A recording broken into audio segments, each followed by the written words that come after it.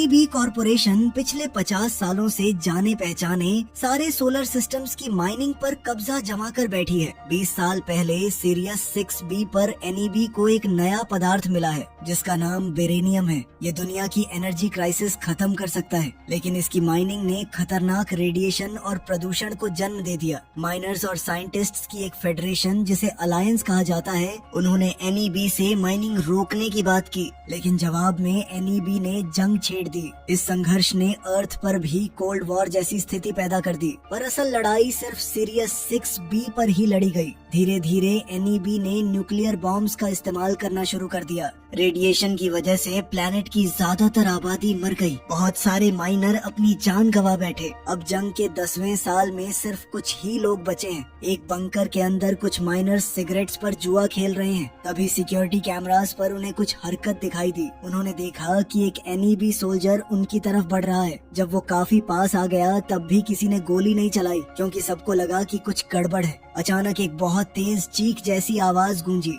जमीन के नीचे कुछ बहुत तेजी से हिलता हुआ दिखाई दिया। सोल्जर ने तुरंत अपनी बंदूक से उस पर फायरिंग की, लेकिन एक के बाद एक कई और जीव रेत के नीचे से निकल आए। इन अजीबोगरीब जीवों को स्क्रीमर्स कहते हैं। उनकी चीखने वाली आवाज इतनी तेज है कि सोल्जर के कान तक दर्द करने लगे। वो लगातार गोलियां चलाता रहा, लेकिन स्क्रीमर्स रुकने का नाम नहीं ले रहे हैं। धीरे धीरे उन्होंने उसे चारों तरफ से घेर लिया। तब सोल्जर ने अपनी जेब से एक सिलेंडर निकाला। जैसे ही उसने सिलेंडर दिखाया, एक स्क्रीमर रेत से उछलकर निकला और उसका हाथ काट दिया। फिर दूसरे ने उसकी टांग अलग कर दी। आखिर में स्क्रीमर्स ने मिलकर उसे मार डाला। बंकर के अंदर ये देखकर कुछ लोग रो पड़े और कुछ उल्टी करने लगे। इसी दौरान चक वहाँ पहुँचा। उसने कहा कि अगर स्क्रीमर्स ना होते तो अलायंस ये जंग कब की हार चुका होता। लेकिन उसे एक बात समझ नहीं आ रही है, एक एनईबी सोल्जर अकेला बंकर के पास क्यों आया? एक माइनर ने अंदाजा लगाया कि शायद वो चाहता है कि लोग उस सिलेंडर को देखें। चक ने सिलेंडर लाने का फैसला किया। उसने अपनी कलाई पर पहना हुआ ब्रेसलेट चालू किया जो स्क्रीमर्स को दूर रखता है, और बंकर से बाहर निकल गया। जब तक वो पहुंचा, सोल्जर की कटी हुई टांग रेत के नीचे घसीटी जा चुकी है। कुछ ही पलों में पूरी लाश भी रेत के नीचे गायब हो गई। जब स्क्रीमर्स उसका कटा हुआ हाथ भी ले जाने लगे,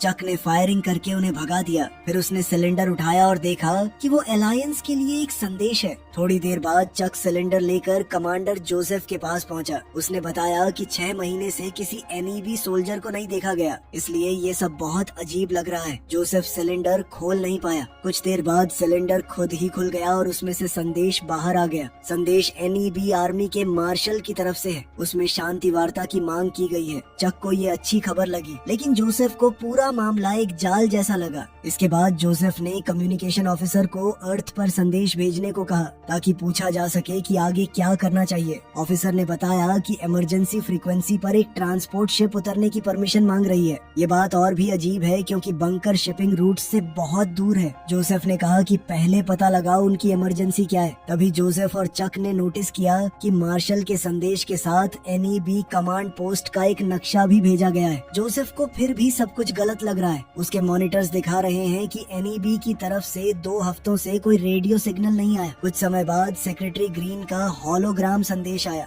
उसने बताया कि एनईबी ने सीज फायर मांगा है और शायद जंग खत्म होने वाली है। एक दूसरे प्लेनेट पर पेरिनियम नाम का एक दूसरा एलिमेंट मिल गया है जो रेडिएशन पैदा नहीं करता, इसलिए एनईबी वहाँ माइनिंग शुरू कर सकती है। लेकिन तभी हॉलोग्राम टूटने लगा। रेडिएशन से भरे डस्ट स्टॉर्म ने सिग्नल में रुकावट पैदा कर दी। कुछ बटन्स दबाने के बाद तस्वीर वापस आई, लेकिन संदेश का एक हिस्सा खो गया। जो हिस्सा सुनाई दिया उसमें ग्रीन कह रहा है कि किसी भी हालत में एनईबी बेस से संपर्क मत करना, वरना शांति की कोशिश खतरे में पड़ सकती है। तभी चेतावनी मिली कि डस्ट स्टॉर्म बंकर के पास पहुंचने वाला है। सबने तुरंत एक खास लाल सिगरेट जलाई जो रेडिएशन से बचाने में मदद करती है। अचानक पूरी इमारत जोर जोर से हिलने लगी। बिजली चली गई, फर्नीचर इधर उधर गिरने लगा और लोग घबरा कर बाहर दौड़ पड़े। बाहर आकर उन्होंने देखा कि वही ट्रांसपोर्ट शिप पास में क्रैश हो गई है। कुछ लोग आग बुझाने लगे, जबकि कुछ बचे हुए लोगों को ढूंढने के लिए शिप के अंदर घुस गए। अंदर पहुंचकर उन्हें पता चला कि ये कोई आम कमर्शियल शिप नहीं है। अंदर बैठे लोग सिविलियंस नहीं हैं, ज्यादातर लोग मर चुके हैं, लेकिन मलबे के नीचे एक आदमी जिंदा मिला। इस आदमी का नाम एस है। जब कार को चेक किया गया तो सब और भी ज्यादा चौंक गए। अंदर हथियारों के दर्जनों बॉक्सेस पड़े हैं, उनमें एक न्यूक्लियर रिएक्टर भी है। सबने एस को बंकर ले जाने का फैसला किया क्योंकि उसके पास स्क्रीमर्स से बचने वाला ब्रेसलेट नहीं है। लेकिन रास्ते में एस अचानक वापस शिप की तरफ भाग गया। वो अपना डिस्क मैन लेने गया है। जैसे ही वो शिप के पास पहुंचा, स्क्रीमर्स उसकी तरफ दौड़ पड़े। क्रू ने लगातार फायरिंग करके उन्हें रोकने की कोशिश की। फिर भी एक स्क्रीमर शिप तक पहुंच गया और उसने धातु को काटकर अंदर से एक लाश चुरा ली। डिस्क मैन मिलते ही एस भागा, लेकिन एक उछलता हुआ स्क्रीमर उसके सामने आ गया। ऐन मौके पर जोसेफ ने गोली चलाकर स्क्रीमर को खत्म कर दिया और एस की जान बचा ली। वापस बेस पर जाकर जब उसने स्क्रीमर की जांच की तो पता चला कि ये एक नया मॉडल है और इसमें पहले से ज्यादा एडवांस चिप लगी हुई है। एस उससे मिलने आया और बताया कि वो गनरी स्पेशलिस्ट है। उसने स्क्रीमर्स के बारे में पूछा तो जोसेफ ने समझाया कि अलायंस ने उन्हें अर्थ पर बनाया है ताकि ये जंग खत्म की जा सके। जब एस ने मशीन को छूने की कोशिश की, उसे तुरंत हाथ पीछे खींचना पड़ा। जरा सी लापरवाही उसकी उंगलियां काट सकती थी। जोसेफ को और चिंता तब हुई जब उसने डेटा देखा। डेटा से पता चला कि स्क्रीमर ने खुद को मॉडिफाई किया है, यानी ये मशीन्स अपने आप को बेहतर बना रही हैं। थोड़ी देर बाद चक भी आ गया। उसने एस को बताया कि क्रैश हुई शिप असल में सिविलियन शिप होने का नाटक कर रही थी और उसमें न्यूक्लियर रिएक्टर भी है। एस को इस बारे में कुछ नहीं पता है, लेकिन उसने एक और हैरान कर देने वाली बात बताई। उसके मुताबिक शिप में मौजूद लोग ट्राइटन आईवी जा रहे हैं ताकि एनईबी के खिलाफ लड़ाई जारी रखी जा सके। ये सुनकर जोसेफ ने ग्रीन के संदेश का जिक्र किया। तब एस ने कहा कि ग्रीन तो 2 साल पहले मर चुका है। ये सुनते ही जोसेफ गुस्से से भर गया और एस को कमरे से बाहर निकाल दिया। उसके बाद जोसेफ और चक के बीच बहस हुई। चक को एस की बात पर यकीन नहीं है। उसका कहना था कि अगर अलायंस ने सच में हमें छोड़ दिया है तो अब तक राशन और बाकी सामान कैसे मिल रहा है। जोसेफ चिल्लाया और बोला कि सच को स्वीकार करो, उन्हें धोखा दिया गया है, सबको यहाँ मरने के लिए छोड़ दिया गया है। उसका मानना है कि एनईबी मार्शल को भी ये सच पता चल गया है, इसीलिए उसने शांति का संदेश भेजा। आखिरकार जोसेफ ने खुद एनईबी बेस जाकर सच जानने का फैसला किया। चक साथ चलना चाहता है, लेकिन जोसेफ ने उसे बंकर का नया नेता बना दिया। सफर में जोसेफ के साथ सिर्फ एस जाने वाला है। रवाना होने से पहले चक ने अपना ब्रेसलेट एस को दे दिया। उसने समझाया कि स्क्रीमर्स जिंदा लोगों की धड़कन पहचान कर हमला करते हैं। ब्रेसलेट एक ऐसा सिग्नल भेजता है जिससे मशीन्स को लगता है कि पहनने वाले की धड़कन रुक चुकी है। हालांकि कभी कभी रेडिएशन ब्रेसलेट के टर्मिनल्स को खराब कर देती है। दोनों ने अपने हथियार संभाले और बंकर से बाहर निकल पड़े। सफर के दौरान एस अपने डिस्क मैन पर गाने सुनता रहा। दोनों बर्फ से ढके वीरान इलाकों से गुजरते रहे। जब एस ने हवा के बारे में शिकायत की, जोसेफ ने बताया कि रेडिएशन ने पूरे वातावरण को जहरीला बना दिया है। उसने एस को एक लाल सिगरेट दी जो रेडिएशन के असर से बचाने में मदद करती है। रास्ते में उन्होंने दूर से पुरानी खदानों को देखा। जोसेफ ने उदासी भरी नजर से उनकी तरफ देखा और कहा कि एक समय यही खदानें पूरी गैलेक्सी का सबसे मुनाफा देने वाला व्यापार हुआ करती थी। कुछ देर बाद जोसेफ और एस उस बर्बाद शहर तक पहुँचे जिसे एनईबी ने बमबारी करके मिटा दिया है। हमला अलायंस पर करना था, लेकिन उसमें हजारों आम लोगों की जान चली गई। रास्ते में जोसेफ ने अपनी पुरानी कहानी सुनाई। उसने बताया कि वो 20 साल पहले इस ग्रह पर एक खान मजदूर के रूप में आया था। उस समय वो और उसके साथी एनईबी के लिए काम करते थे, लेकिन धीरे धीरे उन्होंने खनन करना बंद कर दिया और विरोध शुरू कर दिया। 4 साल तक तनाव बना रहा। आखिरकार एनईबी ने पूरे इलाके पर बॉम्ब गिरा दिए। तब से जोसेफ और उसके लोग बंकर में छुपे हुए जी रहे हैं। तभी अचानक एक तेज चीख जैसी आवाज गूंजी। एस ने पलट कर देखा तो एक स्क्रीमर बर्फ के नीचे एक मरे हुए चूहे को घसीट कर ले जा रहा है। उसने तुरंत गोली चला दी। स्क्रीमर भाग निकला और जोसेफ ने उसे रोकने की कोशिश की। एस को समझ नहीं आया कि स्क्रीमर्स मरे हुए जानवरों के पीछे क्यों पड़े रहते हैं। जोसेफ ने बताया कि सड़ते हुए मांस से मीथेन गैस निकलती है और स्क्रीमर्स उसी को ईंधन की तरह इस्तेमाल करते हैं। उनकी तैयारी जमीन के नीचे होती है।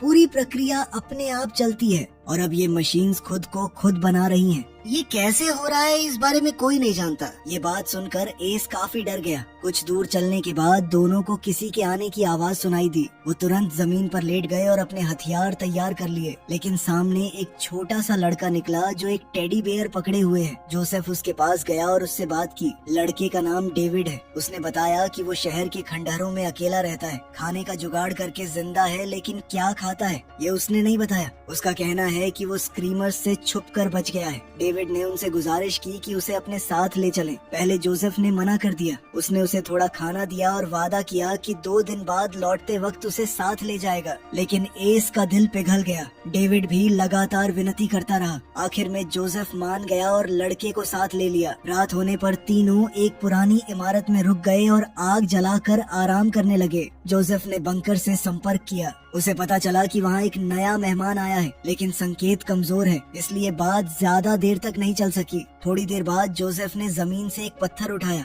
अचानक उस पत्थर में पैर और सिर निकल आए। जोसेफ चौंक गया। डेविड हंस पड़ा और उस अजीब से कीड़े को हटा दिया। दरअसल वो पत्थर नहीं, एक छोटा जीव है। बाद में एस ने थोड़ा आराम करने का फैसला किया। उसने स्क्रीमर्स से बचने वाला ब्रेसलेट उतार दिया और अपने म्यूजिक डिवाइस को हाईटेक चश्मों के साथ जोड़ दिया। कुछ ही देर में एक स्क्रीमर कमरे के अंदर घुस आया। एस को तो कुछ भी सुनाई नहीं दिया। वो तो समय रहते जोसेफ ने उसे बचा लिया। फिर उसने तुरंत गोली चलाकर स्क्रीमर को खत्म कर दिया। जोसेफ को हैरानी हुई कि एस ने उसकी आवाज क्यों नहीं सुनी। जब उसने चश्मे चेक किए तो पता चला कि एस भैया तो छुप के लुच्ची फिल्में देख रहे हैं। ये देखकर जोसेफ बहुत गुस्सा हुआ। उसने चश्मे तोड़ दिए और एस को डांटते हुए तुरंत ब्रेसलेट वापस पहनने को कहा। जब जोसेफ ने मरे हुए स्क्रीमर की जांच की तो उसने देखा कि उसका आकार किसी जानवर जैसा है और उसके अंदर एक नई तरह की चिप लगी हुई है। इससे साफ है कि स्क्रीमर्स लगातार बदल रहे हैं और भी खतरनाक बनते जा रहे हैं।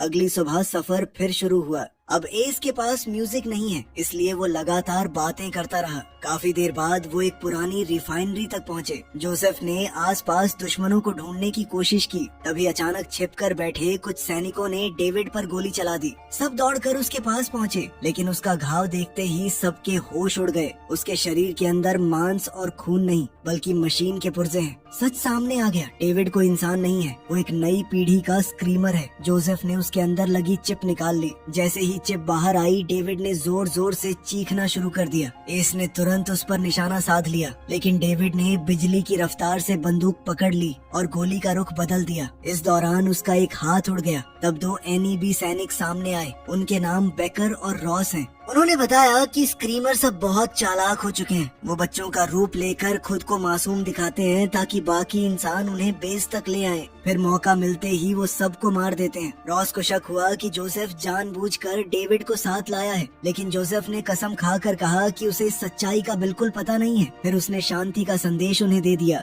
बेकर ने संदेश पढ़ा और जोसेफ और एस को बंकर ले जाने का फैसला किया। रॉस इस बात से खुश नहीं है, लेकिन उसकी बात नहीं सुनी गई। सब लोग हवा के रास्ते वाली सुरंगों का इस्तेमाल करके इमारत के अंदर घुस गए। अंदर पहुंचते ही जोसेफ ने अपने बंकर से संपर्क करने की कोशिश की। वो उन्हें बताना चाहता है कि स्क्रीमर्स अब बच्चों का रूप लेकर लोगों को धोखा दे रहे हैं, लेकिन संकेत में इतनी रुकावट है कि उसका संदेश पहुंच ही नहीं सका। जब सब लोग थोड़ा शांत होकर बैठे तब बात फिर डेविड पर आ गई। धीरे धीरे बहस इतनी बढ़ गई कि दोनों ने एक दूसरे पर बंदूक तान दी। तभी जेसिका बीच में आई और कहा कि वैसे ही कम इंसान बचे हैं और मार दो एक दूसरे को। इसके बाद जोसेफ ने जेसिका से अकेले में बात की। जेसिका ने बताया कि स्क्रीमर्स की फौज बहुत बढ़ चुकी है। उन्होंने ज्यादातर सैनिकों को मार दिया है। यहाँ पर अब कोई हाई लेवल कमांडर शायद बचा भी नहीं है। अगर कोई होगा भी तो वो शायद कमांड बंकर में छुपा हुआ है। उसने जोसेफ से वादा किया कि मैं तुम्हें वहाँ तक पहुँचा सकती हूँ, लेकिन इसके बदले में तुम्हें मुझे सुरक्षित धरती तक पहुँचाना होगा। इस पर जोसेफ ने हताश होकर कहा कि पृथ्वी ने तो शायद हमें भुला दिया है। वो उसे पृथ्वी तक ले जाने का वादा तो नहीं कर सकता, लेकिन अपने बंकर तक जरूर ले जाएगा। जेसिका ने ये बात मान ली। बाद में जोसेफ की मुलाकात एस से हुई। एस आसपास की जगह देख रहा है और उसने कई खतरनाक हथियार ढूंढ निकाले जिनमें प्लूटोनियम भी है। लेकिन जोसेफ ने उसे याद दिलाया कि अलायंस कभी न्यूक्लियर हथियारों का इस्तेमाल नहीं करती।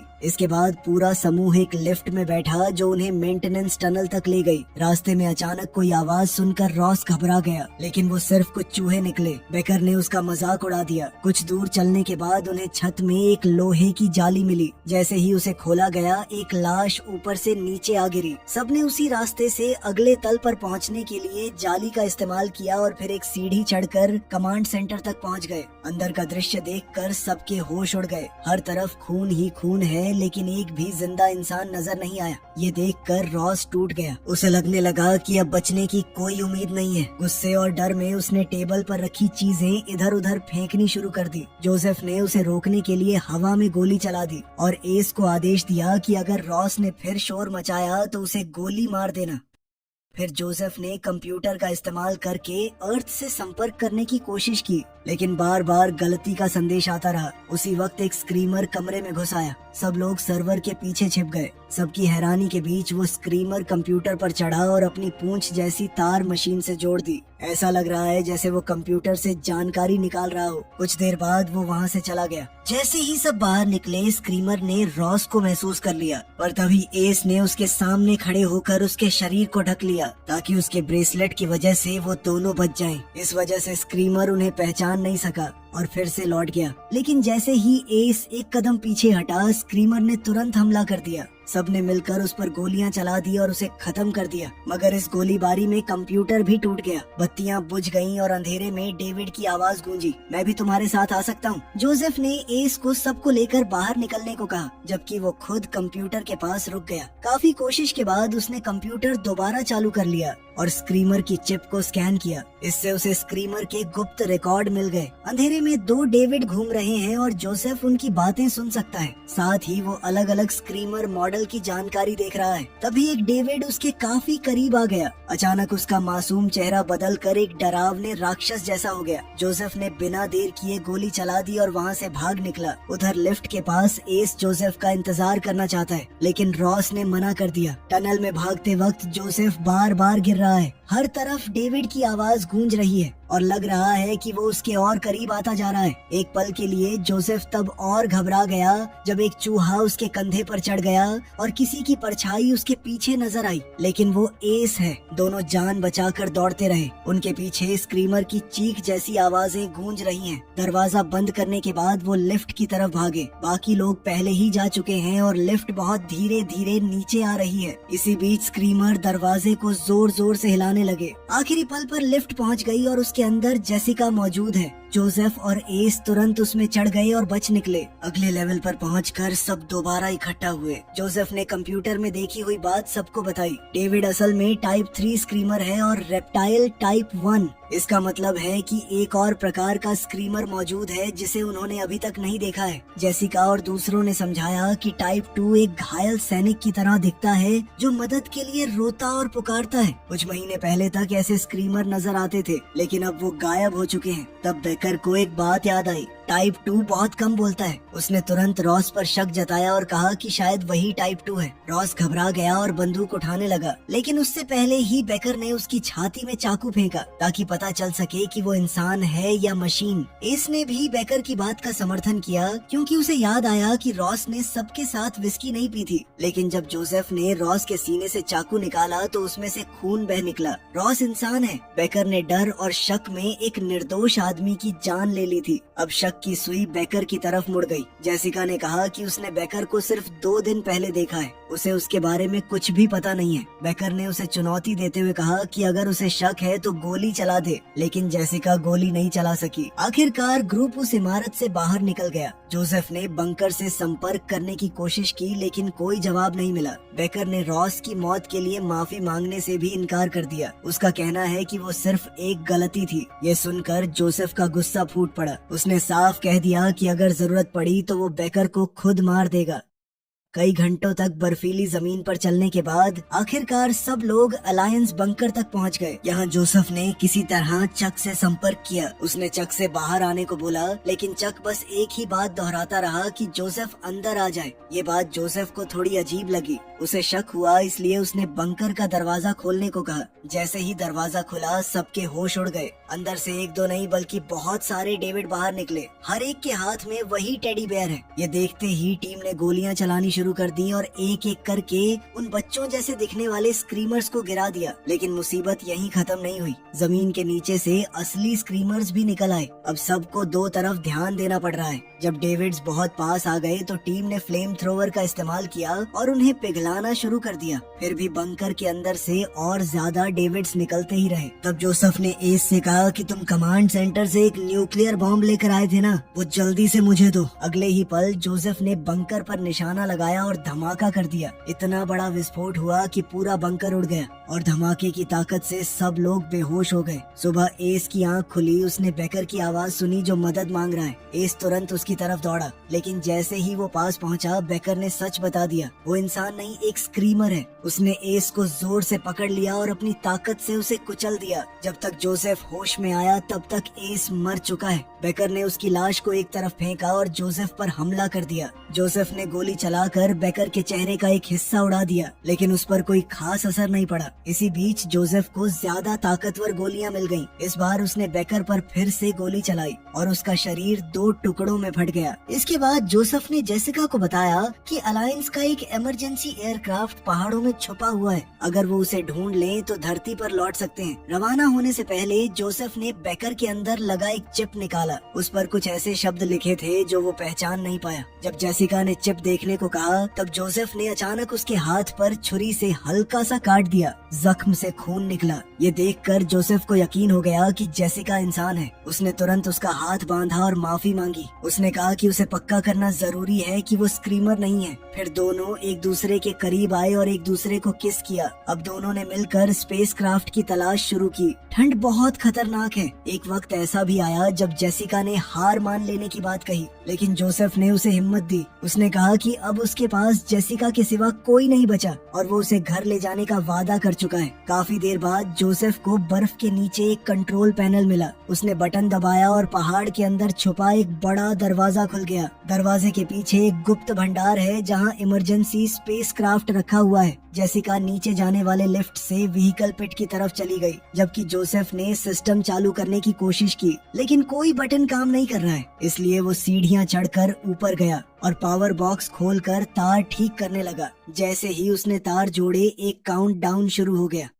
तभी किसी ने पीछे से आकर जोसेफ को जोर से मुक्का मारा। जोसेफ ने ऊपर देखा और हैरान रह गया। उसके सामने चक खड़ा है। चक ने उसका हथियार दूर फेंक दिया और बोला कि हर किसी को अकेला मरना चाहिए। इतना कहकर उसने जोसेफ को किनारे से नीचे धक्का दे दिया। खुशकिस्मती से जोसेफ क्रेन को पकड़कर लटक गया और बच गया, लेकिन चक भी उसके पीछे आ गया। तब सबसे बड़ा राज सामने आया। चक ने बताया कि वो भी एक स्क्रीमर है। टाइप 2 स्क्रीमर्स इंसानों का चेहरा अपना सकते हैं। इसी तरह असली चक और मार्शल को मार दिया गया है। जो संदेश जोसेफ को मिला है वो भी नकली है। दोनों के बीच क्रेन पर खतरनाक लड़ाई शुरू हो गई। चक ने जोसेफ को गिराने की कोशिश की, फिर अपने पैर उसकी गर्दन के चारों तरफ लपेटकर उसका गला दबाने लगा। साथ ही उसकी मरी हुई पत्नी का मजाक उड़ाने लगा। जोसेफ ने जेब से छुरी निकाली और चक को घोंप दिया, लेकिन उससे भी कुछ खास नहीं हुआ। तब जोसेफ ने एक तार छुरी से जोड़ दिया। तेज बिजली ने चक के अंदर एक शॉर्ट सर्किट कर दिया और वो नीचे गिर पड़ा। नीचे गिरते हुए वो जैसे ही सुरक्षा लेजर से टकराया तो उसका शरीर राख में बदल गया। जोसेफ क्रेन के सहारे नीचे उतरा और जेसिका से जा मिला, लेकिन नीचे पहुंचकर एक और बुरी खबर मिली। स्पेसक्राफ्ट में सिर्फ एक व्यक्ति के बैठने की जगह है। जोसेफ ने जेसिका को किस किया और उसे स्पेसक्राफ्ट में बैठने को कहा, लेकिन जेसिका ने मना कर दिया। तभी उनके पीछे से एक और जेसिका सामने आ गई। ये देखकर जोसेफ सन्न रह गया। दूसरी जेसिका असल में टाइप 4 स्क्रीमर थी। ये इतनी एडवांस मशीन है कि इससे खून भी निकलता है और वो पूरी तरह इंसानों जैसा व्यवहार करती है। गुस्से में जोसेफ ने पहली जेसिका को धक्का दे दिया और खुद स्पेसक्राफ्ट की तरफ बढ़ा, लेकिन दूसरी जेसिका ने उसे पकड़कर दूर फेंक दिया। अगले ही पल पहली जेसिका वापस आ गई और दोनों जेसिकास आपस में लड़ने लगी। दोनों की लड़ाई पूरे पिट में फैल गई। कई बार वो लेजर्स से टकराई और उनके शरीर के हिस्से जलते और कटते रहे। इसी दौरान जोसेफ चुपके से एक बंदूक तक पहुंच गया। आखिरकार जेसिका 2 ने जेसिका 1 को छुरी मार कर हरा दिया, लेकिन उसकी जीत ज्यादा देर नहीं टिक पाई। जोसेफ ने तुरंत उस पर गोली चला दी। मरते वक्त उसने इतनी तेज चीख निकाली कि जोसेफ का संतुलन बिगड़ गया और वो गिरने लगा। इसी वक्त स्पेसक्राफ्ट के इंजन चालू हो गए। इंजन की भयानक आग ने जेसिका 2 को अपनी लपेट में ले लिया। कुछ ही पलों में वो जल कर फट गई।